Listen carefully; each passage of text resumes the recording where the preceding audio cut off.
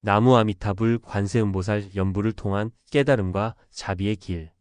불교에서 나무 아미타불 관세음보살이라는 연불은 단순히 반복적인 기도가 아닌 깊은 철학과 신앙이 담겨 있는 구절입니다.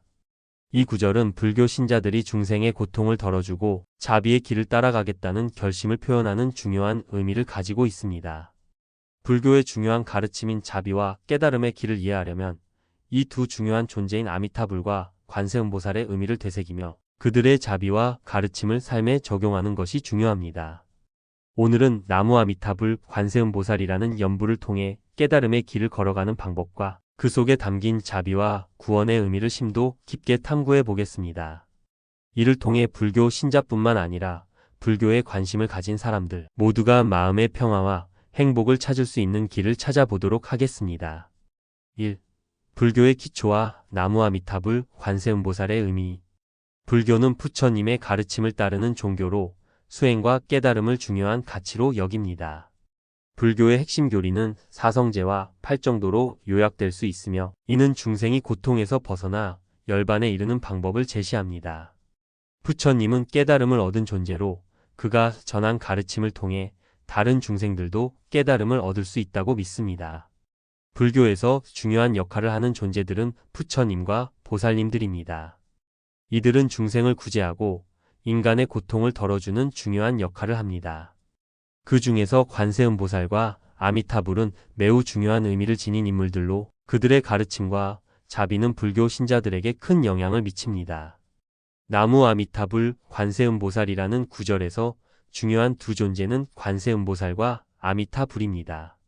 이 두 보살님과 부처님의 뜻을 이해하는 것은 불교 신앙에서 매우 중요한 부분입니다. 2.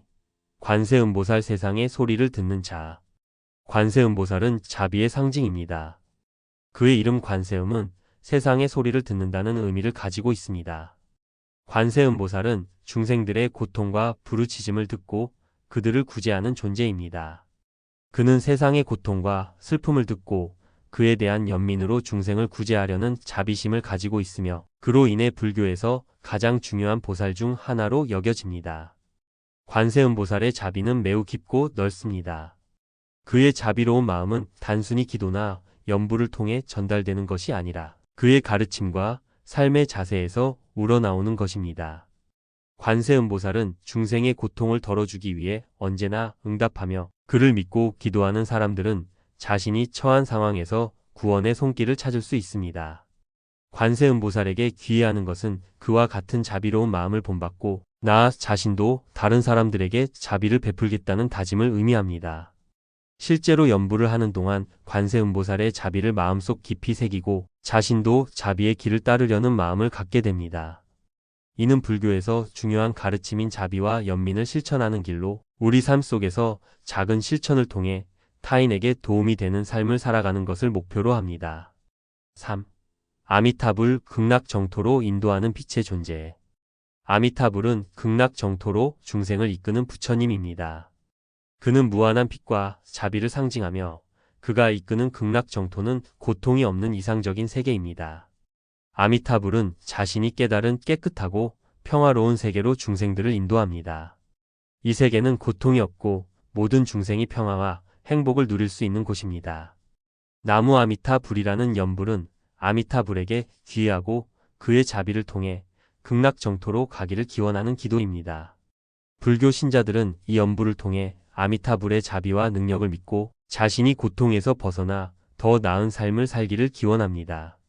아미타불은 중생들이 고통에서 벗어나 더 나은 삶을 살 수 있도록 돕는 존재로 그의 가르침은 불교에서 매우 중요한 역할을 합니다. 4. 나무 아미타불 관세음보살의 연불의 의미. 나무 아미타불 관세음보살이라는 구절에서 나무라는 단어는 귀의하다는 의미를 지니고 있습니다. 즉, 이 표현은 아미타불과 관세음보살에게 귀의하겠다는 결심과 다짐을 담고 있습니다. 이 구절을 반복하며 기도하는 사람들은 아미타불과 관세음보살의 자비와 도움을 구하며 극락정토에 태어나기를 기원하는 것입니다. 불교에서 연불은 단순히 소리를 반복하는 것이 아닙니다. 이는 마음의 다짐이고 자기 자신을 돌아보는 과정입니다. 나무 아미타불 관세음보살을 연불하며 기도하는 것은 자신의 내면의 고통과 갈등을 해결하고 깨달음을 향해 나아가려는 마음의 표현입니다. 이는 불교 수행의 중요한 부분으로 자기 반성과 자기 수양의 과정이기도 합니다. 5. 깨달음을 향한 길, 자비와 평화의 실천. 불교에서 자비와 깨달음은 깊은 연관이 있습니다. 관세음보살의 자비와 아미타불의 평화로운 세계는 깨달음을 향한 여정에서 중요한 역할을 합니다. 나무 아미타불 관세음보살이라는 연부를 통해 신자들은 이 두 존재의 자비를 배우고 자신도 그 자비를 실천하려는 다짐을 하게 됩니다. 이러한 연불은 자기 내면의 변화를 일으킵니다. 자비는 단지 다른 사람을 돕는 것에 그치지 않고 자신을 이해하고 타인의 아픔에 공감하는 과정에서 진정한 자기 수양과 마음의 평화를 얻을 수 있습니다. 또한 깨달음의 길은 하나의 끝이 아니라 지속적인 수행의 과정입니다. 불교의 가르침은 오늘이라는 순간에 적용되는 것이며 그것이 쌓여가면서 더 나은 사람으로 성장할 수 있도록 도와줍니다. 6. 불교의 가르침을 삶에 실천하기. 불교는 단순히 종교적인 의미를 넘어서 삶의 철학과도 깊은 연관이 있습니다. 불교의 가르침을 삶에 실천하는 것은 우리 일상에서 더 나은 사람이 되는 길을 여는 것입니다. 자비와 깨달음을 실천하는 것은 타인과의 관계에서 긍정적인 영향을 미치고 내면의 평화를 얻는 길입니다. 이러한 철학을 일상에 적용하는 방법은 자기 반성을 통해 시작됩니다. 하루 중 잠깐이라도 자신을 돌아보며 타인에게 자비를 베푸는 태도를 취하고 불교의 가르침을 통해 더 나은 삶을 살기 위한 노력을 기울여야 합니다. 자비와 연민을 바탕으로 한 실천은 우리 자신뿐만 아니라 주변 사람들에게도 긍정적인 변화를 일으킬 수 있습니다. 나무 아미타불 관세음보살은 단순한 기도문이 아닙니다.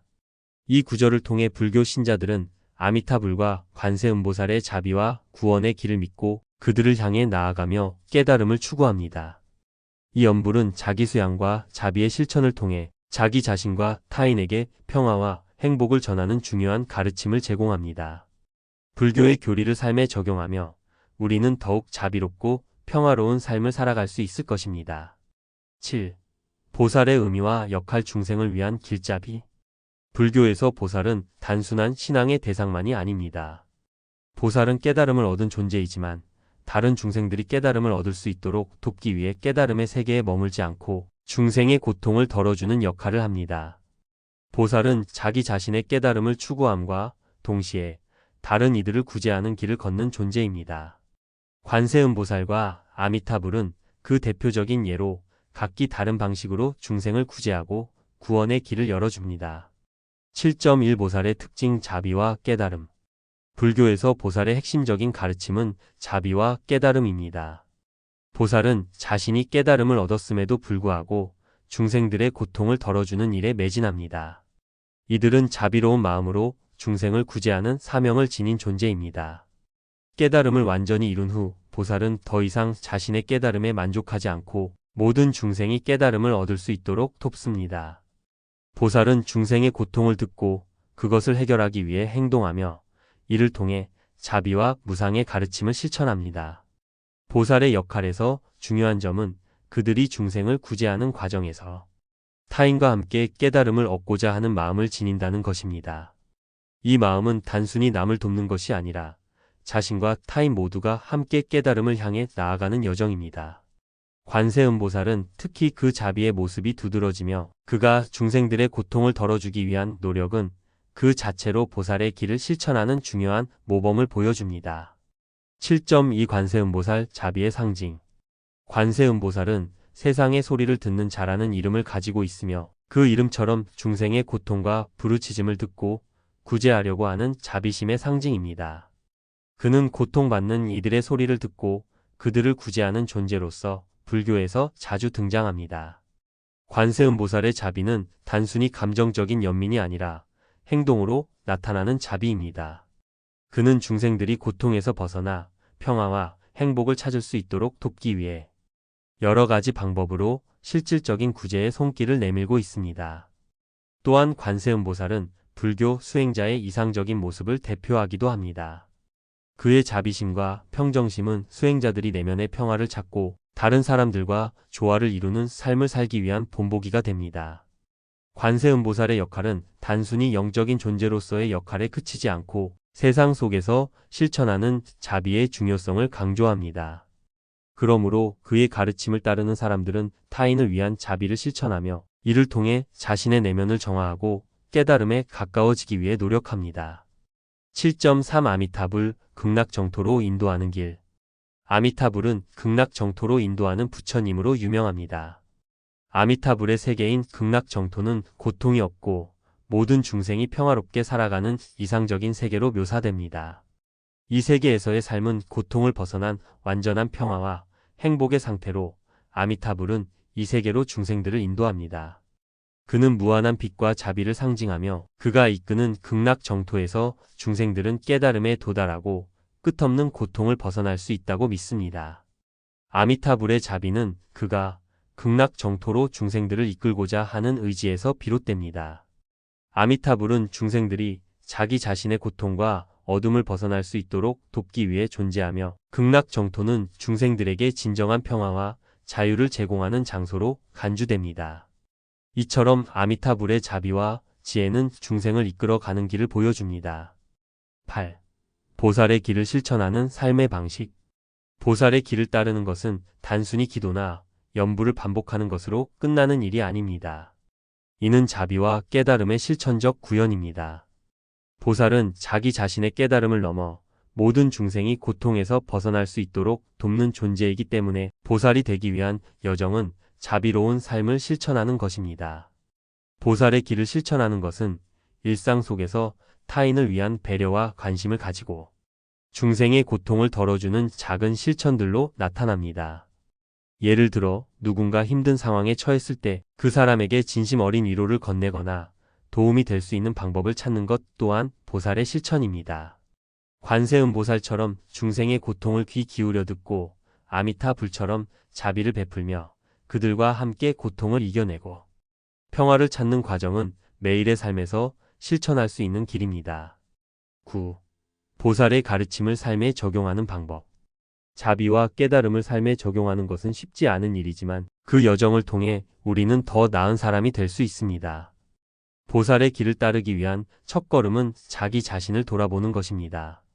자기 반성을 통해 자기 고통과 갈등을 이해하고 그로부터 벗어나기 위한 방법을 찾는 것이 중요합니다. 또한 타인을 돕는 행동은 그 자체로 큰 의미를 가집니다.